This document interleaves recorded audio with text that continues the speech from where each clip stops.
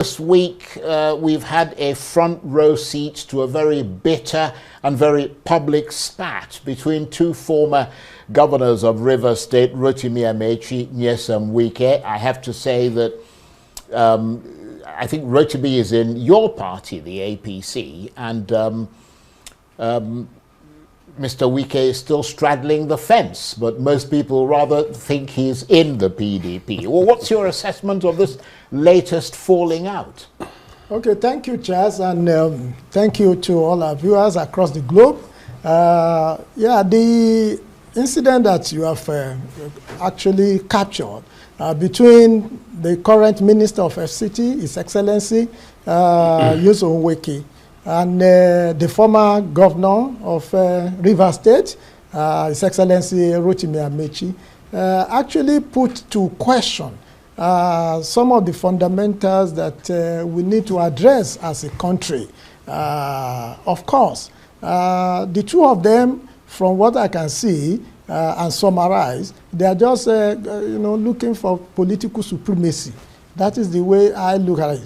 For what, when they were working together, when they were friends, Nigeria didn't hear so much noise about how things are working between them.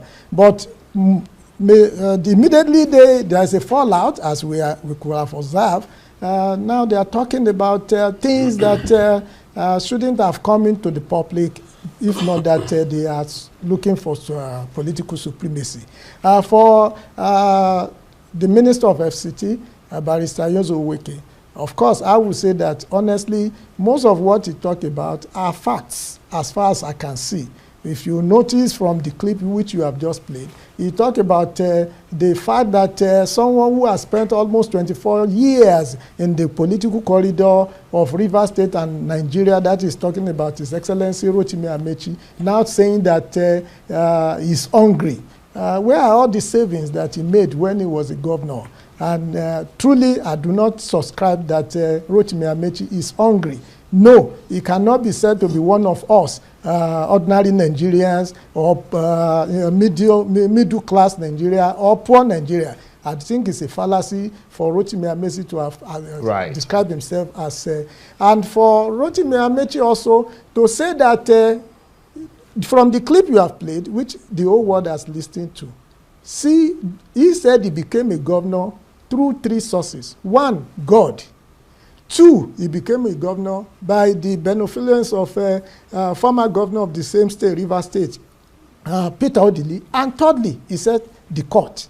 So where are the people? Yeah, but he mentioned, to be fair, where are the because people? I conducted the interview. Later on, it wasn't in that clip, but later on he did say that he added the people. Also, we should have the people as being the first, because this is democracy. The point is that he did. Okay. So let's move on from there, because I think the Kaka, presumably you've also been following this fallout closely between these two very powerful politicians who seem, who some say have sort of massive egos that simply could not exist together. I mean, what do you make of it all? Thank you, Mr. Charles, for having me again, and happy Salah. And this Salah is an issue based on sacrifice. So how I wish both of them and other elites, political elites in Nigeria, are more concerned about sacrificing for the common people who are really angry and hungry. But that's not the issue right now. The issue is the ego issue. Both of them were actually made by Dr. Peter Odili. There's no doubt about that. Then, secondly, the whole, problem between the two of them seems to have started during the former President Jonathan's administration, where the issue of loyalty came out. At that time, Mr. Nyesom Wike was in support of Mr. Jonathan, while Mr. Amechi was not. So that was where the friction initially started. But there's no doubt Nyesom Wike was the chief of staff to the former governor, Amechi, And Mechi seems to have come out because he has not been even talking for the past couple of years, if you remember. And there's too much emotions involved. And, you know, this is the time of governance, for God's sake.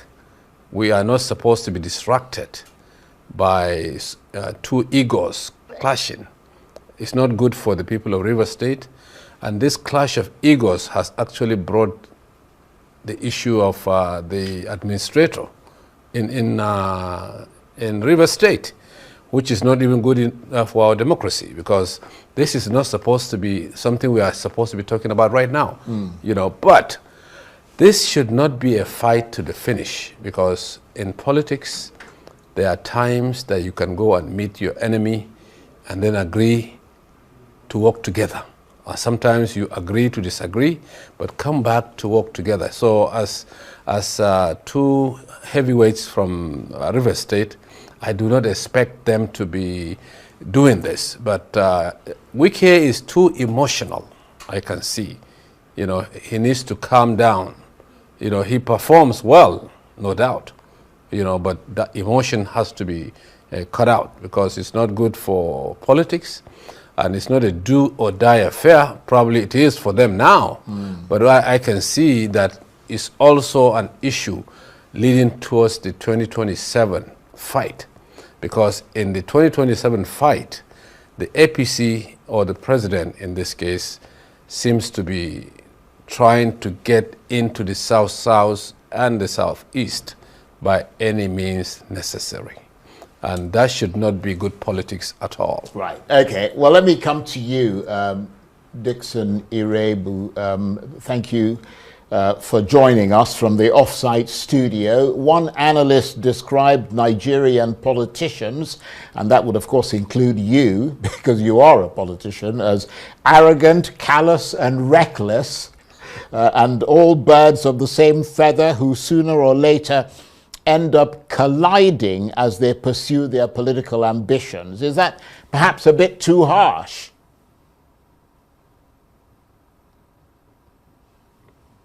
We can't hear you, I'm afraid. Something's happened with the sound there.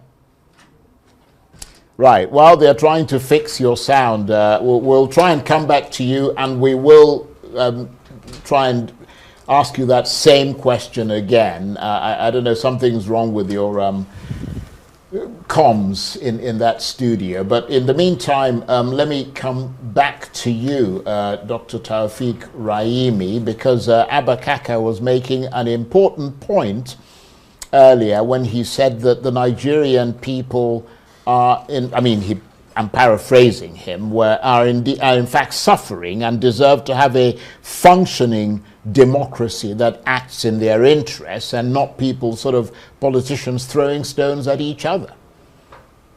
Yeah, that is quite, that was why initially I talked about whether the Minister of FCT, Johnson Wike, or Rotimi Amechi, laying better credence to those individuals that made them as governor of their state, which is an example of many other states in Nigeria, rather than the people.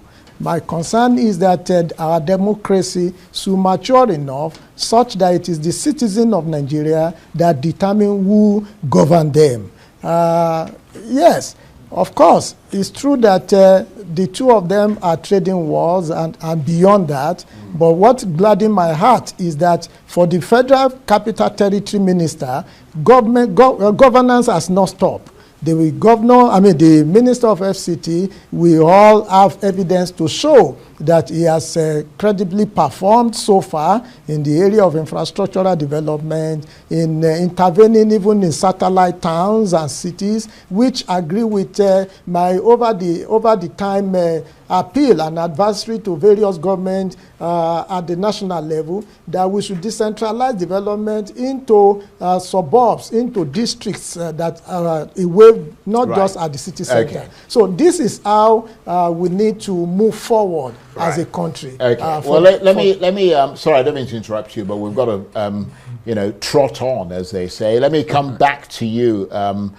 Mazi Iroegbe. I understand. Yeah, we can hear you now. And that question was somebody describing Nigerian politicians as arrogant, callous and reckless, and all birds of the same feather who sooner or later end up colliding as they pursue their political ambitions. And my question to you was whether you think that's a bit too harsh or whether that's an appropriate description. It's an appropriate description for the bourgeois in politics, those who are being discussed now. It appropriately describes them. It also reminds me of Dele Farotimi's book, where he said, "Don't die in their war." These two people were products of PDP. The party made them what they became within the political arena, and they decided to, jump ship. Well, the Honorable Minister for FCT has not jumped yet, but then, of course, we know that most of what he has achieved in this government is simply because of the tutorials he got from PDP. Of course, he's about the only performing minister under the APC administration of President Tinubu at the moment. But their conflict, their exchange of words, they know what their issues are. Whether it's personal or not, is for them to decide. But you see, for me, I was taken aback a bit with some of beyond the response that Wike gave to the Amechi 60th celebration, where he described himself as also hungry.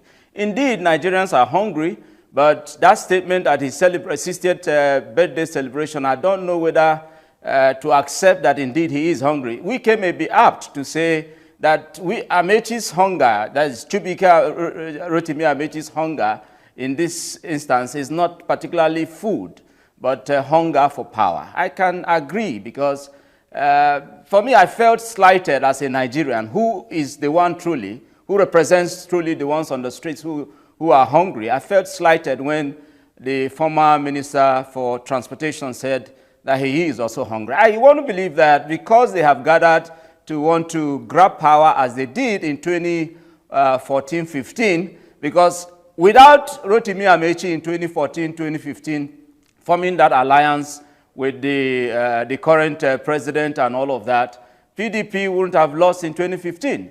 But they decided, like I said, to be more of, if you may, right, ungrateful members of PDP at that time. Okay. And they conspired with the enemies of the state, as we have seen today, 10 years after. PDP's achievement for the development of the country has been ruined by the people they conspired with to oust PDP. Well, I want to believe that it is the ghost of PDP, as they attempted to kill it in 2014, that is still haunting them.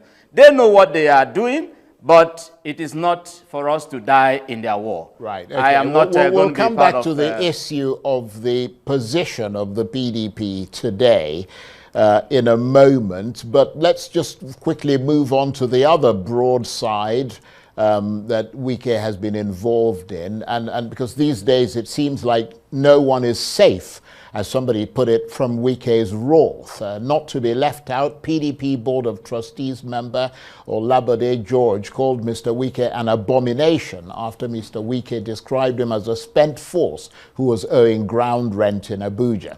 So are we witnessing the Nigerian version of the politician's derangement syndrome? And are we likely to see more of the same between Mr. Wike and other political heavyweights? So let me come to you, Abba Kaka, because this week Mr. Wike also laid into Bode George, who laid right back.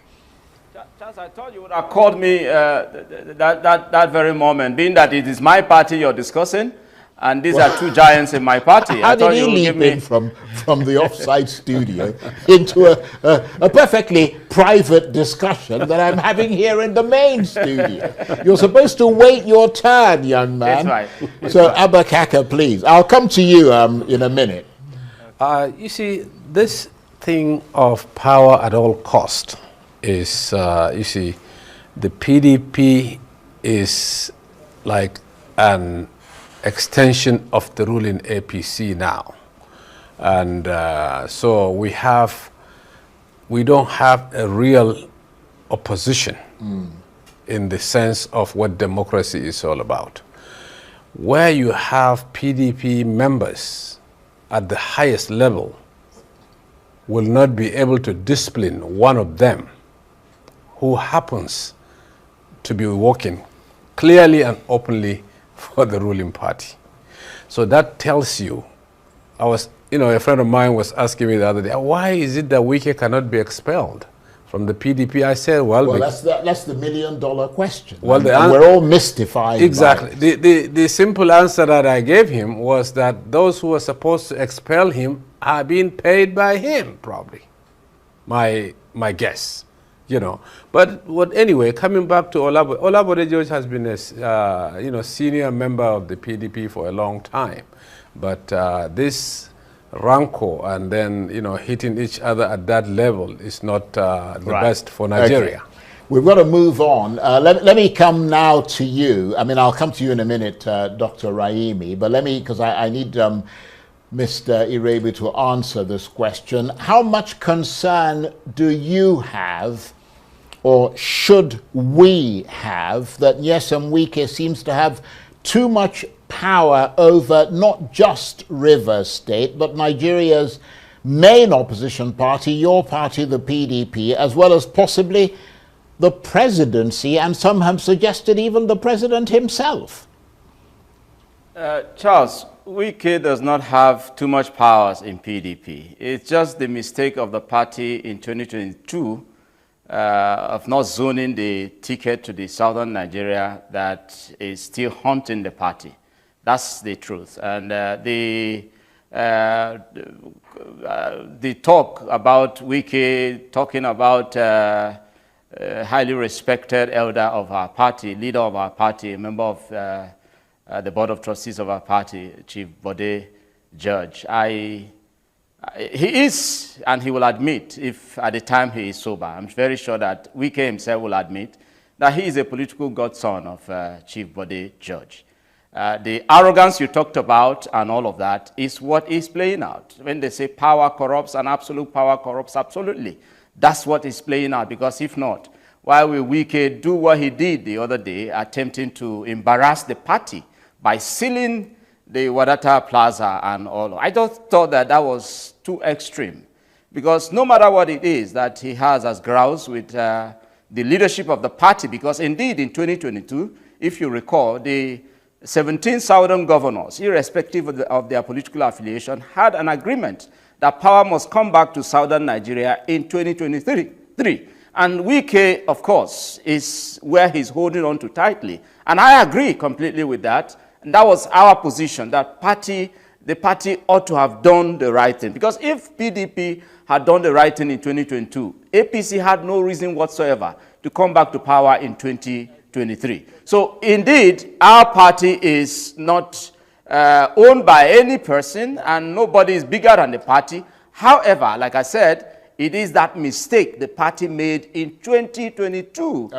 by not zoning its ticket to southern Nigeria that is enabling the lives of Wike to seem to have this larger-than-life influence over the party. These are all lamentations at the moment, but we'll see how things evolve. Let me come to you, Dr. Raimi, and thank you for your patience. And if you could keep your answer fairly brief, that we can move on because we're running out of time. What appears to be astonishing to most people is how Mr. Wike seems to be allowed to have free rein over not just the opposition PDP, but over the ruling APC government as well. What are your thoughts on that? Because the APC is your party. Okay, thank you, Charles. You see, one thing that we should acknowledge in our own party, the APC, is that while we want to play politics, we identify competence and contribution people can make towards achieving the renewed hope agenda of Mr. President, His Excellency Bola Ahmed Tinubu. You can see that not just His Excellency, the FCT Minister, has been accorded high regard and respect for the role they are playing in achieving in delivering the goals of this administration by the President. Just yesterday or day before, the President acknowledged even the Minister of Works. He has also acknowledged the Minister of Interior. He has acknowledged Minister of several other ministers that are performing towards the delivery of the goals that have been targeted. So it's not that His Excellency Yoson Wike is having overbearing over APC as a party. It's just because of the value that is rendering, not just to our administration, but to Nigeria in general. And we must not discountenance this. There is plain governance and it's also plain politics. The two must marry towards delivering the dividend of democracy to Nigeria. Okay, let's deal with one more topic before we go on a break. This was also a week in which the very public boxing match between the ruling APC and the main opposition PDP exploded again. Today, in fact, with the governor of Akwa Ibom State, Umo Eno, defecting to the APC. But in a dramatic turn of events, the governor faced pushback during a town hall meeting when he announced his defection and was met with resounding, thunderous opposition from the crowd. And I think it would be your turn, Abba Kaka. What does this heated reaction from the crowd tell us about the road to political realignment in a state that's been solidly PDP since 1999? Well, what is telling us, or one of the things that is telling us, is the fact that these defections are not normal, they are strange, and something is going on. Therefore, and secondly, is telling us that the political heads or the political leaders of the states, such as the governors, can defect, but Nigerians within those defecting states are not with the governors. That is a very clear indication of what happened at the town hall meeting in Akwa Ibom State. And there was even another video of the last defection as well, where the former vice presidential candidate of the PDP that defected with his governor went to an event where he was supposed to have told them why he was defecting. The same kind of problems happened. So technically speaking, you know, Nigerians are very, very smart people. You can do whatever you want to do, defection or whatever it is going on, but indeed the grassroots are really not happy. That is the truth of the matter. And the president needs to rejig the way he is moving. There is really hunger in the land. Even as I was coming to your studio tonight, I saw people that I see always on the streets of Abuja flooded. And two of them were actually knocking at my window as I was coming here. There are problems, and these people are coming from states where insecurity pushed them out.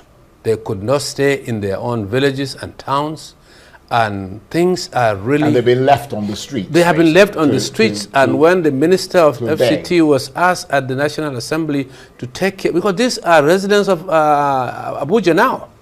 You know, I predicted 4 years ago that this thing is going to happen.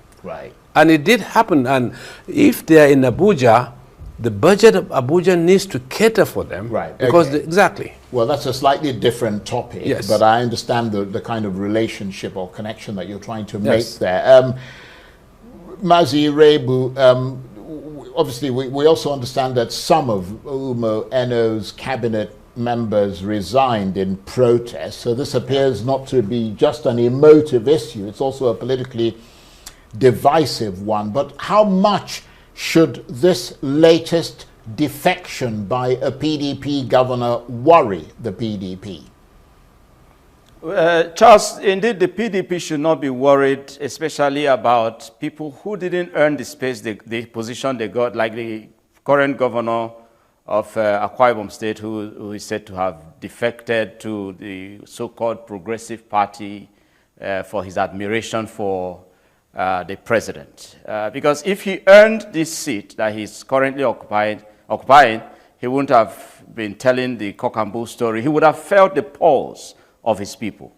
It's not about the people, it's about self. Whatever it is that he's trying to protect, we don't know yet, time will tell. But should the party be worried? oh, well, we should feel a bit of it, but it's not exactly about these governors. It's about the people. If PDP reinvents itself and corrects the mistake it made in 2023, these same people, quote me, will be returning back by the time the party returns back to power come 2027. Okay. But the truth is that I'm very certain that from that crowd where he said he has defected, he felt the rejection from his own people, telling him that this is a mistake that he's making. But unfortunately, they said, whom the gods want to kill, the first make mad. So many of them who are defecting today, they are deafened by the gods of the land, and soon they will know that the people will reject them by the time they will be seeking their let me come to you, next time. Dr. Taufeeq Raimi, and as briefly as you can, because you are here under the umbrella of the ruling APC party, and many people seem to think that Nigeria is now irreversibly on the road to a one-party system, and that it certainly looks like the APC is hoping to storm, well, at least believing that it'll storm back to victory in 2027 if things continue along this track. Your thoughts briefly. Okay, Charles, my thought is that APC, we are glad to receive new members to our party, and we will give at national, state, local government, we'll give equal opportunity to everyone who identify with our party. There are reasons why people are defecting to our party. It's not because we just want to turn Nigeria to a one-party system. Like the governor we are talking about today, SPԻT says there is no heart with which to read mind construction on the face. The governor said he is defecting to APC. It's a progressive move. He wants to identify with the national politics. And let me tell PDP and anyone who cares to hear, you see, since 1999, no one can become the president of Nigeria without belonging to a national party. And that is why you will see Obasanjo in 1999, PDP.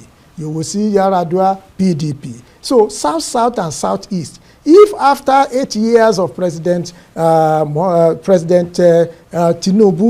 the power will go to the North, by the time the North covers their home time and it comes back to the South, it will now be that it is either the Southeast or South that will produce the next governor, the next president.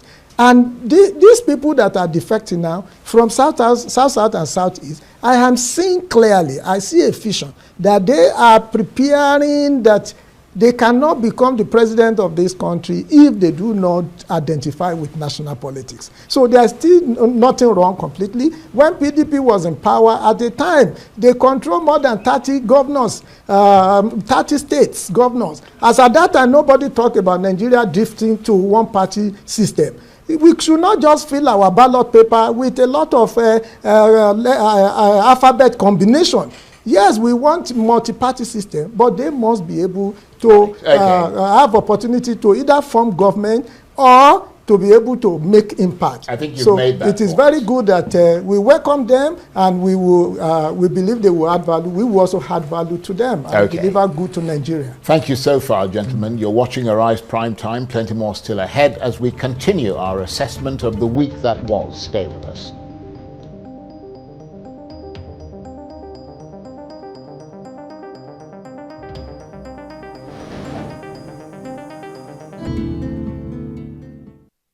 Welcome back to Arise Prime Time, where we offer perspectives on the news and talking points of the day. I'm Charles Anyegolu. Now, as we continue with our assessment of the week that was, it was a week in which those deadly floods hit northern Nigeria, killing hundreds and leaving thousands homeless in Niger State. They've been described as the worst floods in 60 years in Mokwa town, and with more than 500 still missing, officials say it's unlikely any more will be found alive. The vice president turned up, and the federal government donated 2 billion naira. So why are the survivors still desperate for food, water, and shelter? And still with me, our guest commentators, the public policy analyst and development expert, Kaka, the development expert and business and economic analyst, Dr. Taofiq Raimi, who's a member of the ruling APC, and from our offsite studio, the public affairs analyst, Mazi Nnamdi Dixon Iroegbe, who is both a member of the People's Democratic Party and an obedient. And I can't quite remember who we spoke to last, but I think we spoke to you, Dr. Raimi, yes. So I'm going to come to you, Abba Kaka. Give us your thoughts about the horror that's unfolded in those floods in Niger State. So many lives destroyed as a result. Yes, actually our condolences goes out to the families of those who lost their loved ones. We're talking about 200 people dead, Charles, and 300 to 500 missing right now. So we are talking about a total of about 700 people missing or dead. This is totally unacceptable. And actually the Nigerian Hydrological Services Agency has predicted this flood, especially in Niger State, but nothing was done to handle it. And we have cases of where we have bad drainages, issue of adaptations, deforestation, as well as no early warning systems in the country at all. Right. Because people are sleeping in their homes, in their villages, and will be submerged by flood because there is something wrong going on.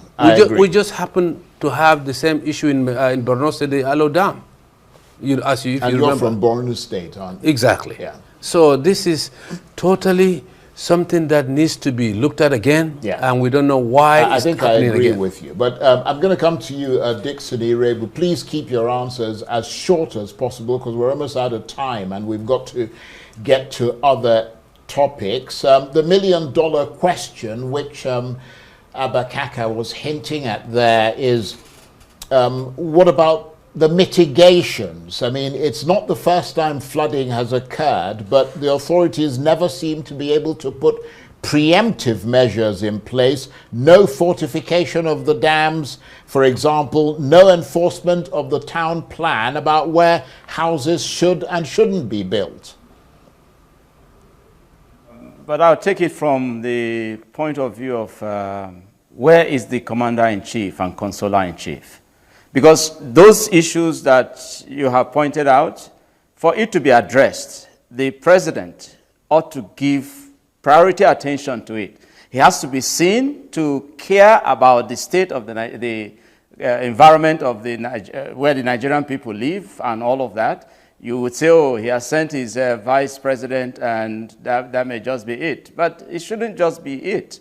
The last time we appeared here, we talked about him being the consoler-in-chief.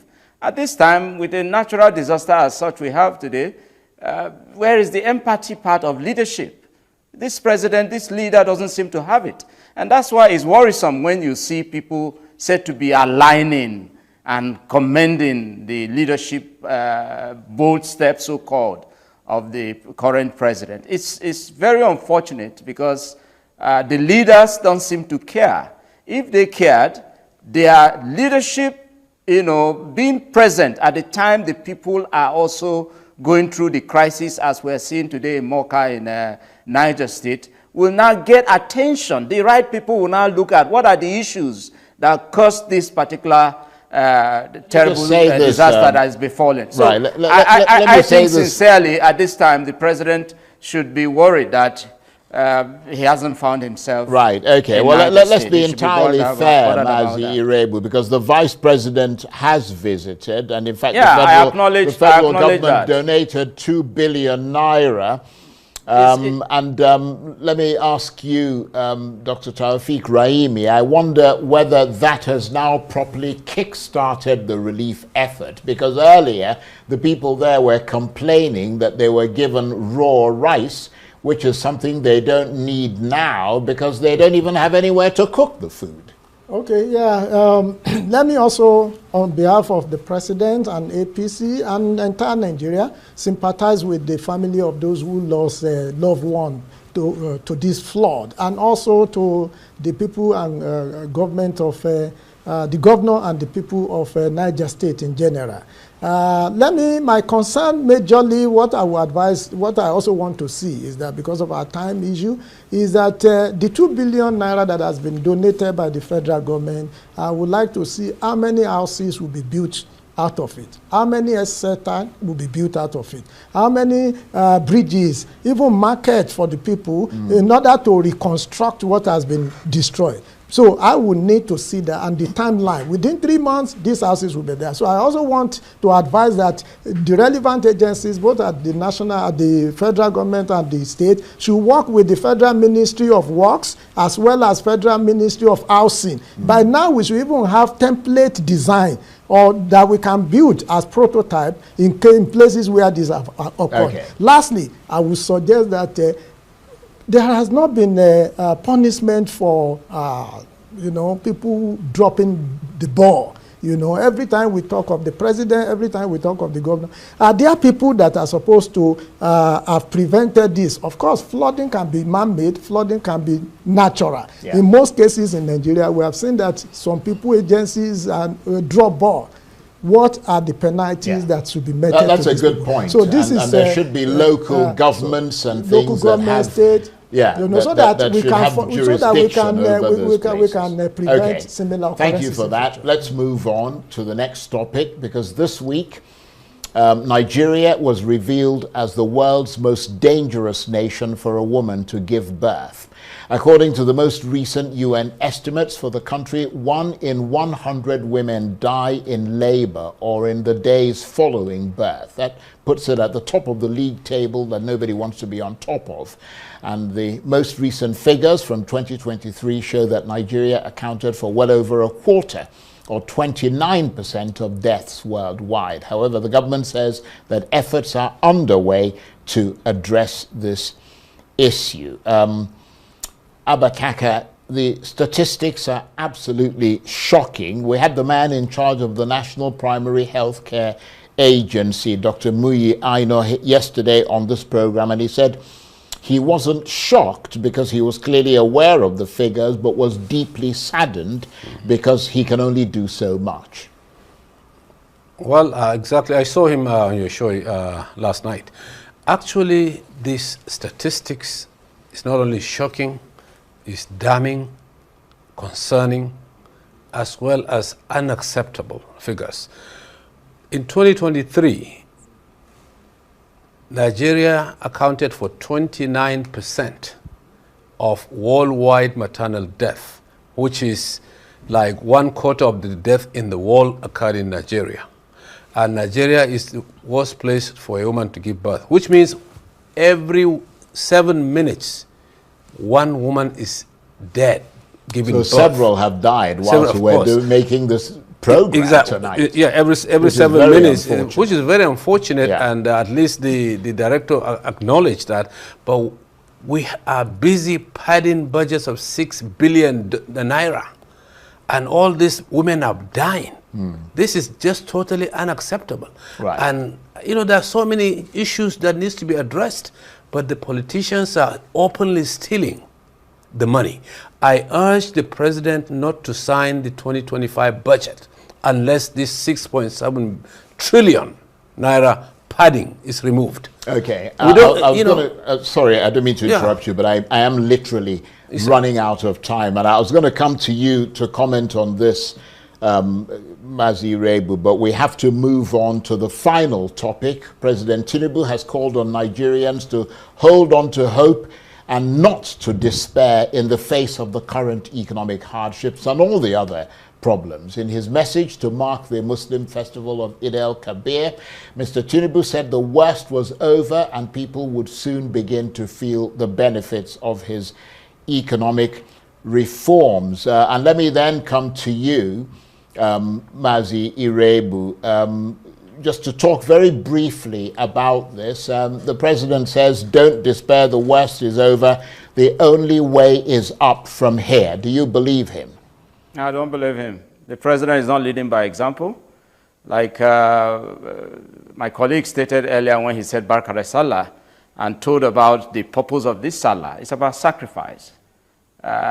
the president hasn't shown that sacrifice. All of those stories he's kept telling Nigerians, oh, you know, hold on to it and the hope is just around the corner. Mr. President, the fact is that you should lead by example. When you lead by example, then people can understand what you're saying. For instance, this Niger state matter that happened, if the president, you know, showed empathy in that direction, people probably will begin to feel some of these stories that he's telling us. They keep telling the story about how both steps that he's taking is going to indeed better the country and all of that. But there's no end in sight to the hunger. There's no end in sight to the insecurity in the land. And every day we just hear these stories. I think we should go beyond propaganda and focus on governance. Unfortunately, the 2027 politics is outshining governance already. And you're telling us, Mr. President, that there is hope. There's no hope anywhere yet. There's no hope because everything we're seeing is quite gloomy at the stage where we are at the moment. Let me come to you, Dr. Taofiq Raimi, because as Mr. Iroegbe was saying there, beyond the platitudes and the words designed to encourage, you are, of course, an economist yourself. What are the indices that indicate to you that the worst is past and things can only get better, not worse? Okay, Charles, to me, I will summarize that the president is reconstructing Nigerian fortune. And it's evident, even if opposition, we wouldn't expect anything less from opposition to say things are not looking up.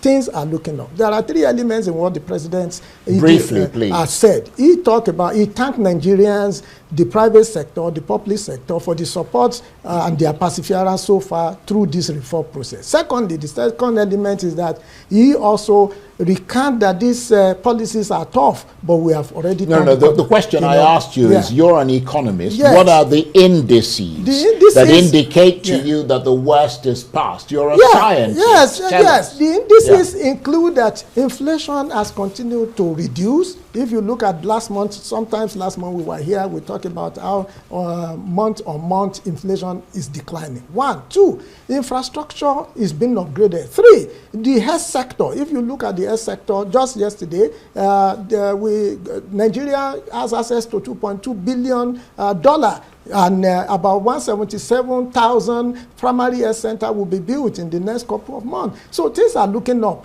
That's also, if you look at the reforms that are taking place in the Ministry of Livestock, you know, these are places where we are going to have money. If you look at the deep sea, Lekki deep sea seaport, that was the access to it that was commissioned yesterday. These are things that will propel economic development. Look at the Lagos-Calabar coastal highway, of which a phase has been commissioned. You know, you can do phase development. You don't have to wait until 750 kilometers of road is completed. So these are evidence, economic evidence. So those are indicators from you. Things are really going good. Okay, let me get a final word from you, Abba Kaka. Is the only way up, as far as you're concerned, based on what you heard President Tinubu saying? Very briefly, we've got a minute. Well, actually, reforms are tough, difficult, and painful. And from the indications of what is happening right now is that these policies have serious challenges and we have serious problems. The only thing we have left is the hope itself. Otherwise, these policies of World Bank and the IMF are not policies that are actually working. These are elitist policies and cannot get us out of the doldrum that we are in. On that note, I want to thank you very much indeed, the public policy analyst and development expert.